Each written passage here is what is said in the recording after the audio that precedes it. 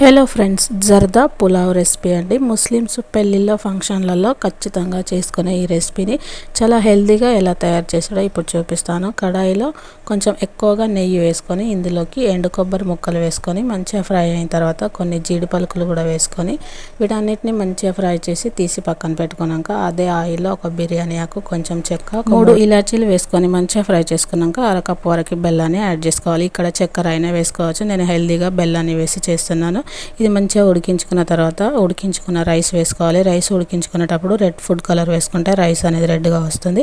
నేనైతే ఎలాంటి కలర్స్ వాడకుండా చేస్తున్నానండి. రైస్ వేసుకొని మంచిగా మిక్స్ చేసుకున్నాక పైనుంచి టూటీ ఫ్రూటీ మనం ఫ్రై చేసుకున్న ఈ ఎండు కొబ్బరి, కాజు ముక్కలు వేసుకొని మూత పెట్టేసి సిమ్లోనే 7-8 నిమిషాల వరకు ఉడికించుకుంటే ఈ రైస్ అనేది బెల్లం పాకాన్ని మంచిగా పీల్చుకొని మనకి జర్దా పులావ్ అనేది రెడీ అయిపోతుంది. చాలా హెల్తీగా ఇలా పొడి పొడిగా సూపర్గా ఉంటుంది ఈ పులావ్ అనేది. మీరు కూడా తప్పకుండా ట్రై చేసి లైక్ చేసి కామెంట్ చేయండి. Thank you.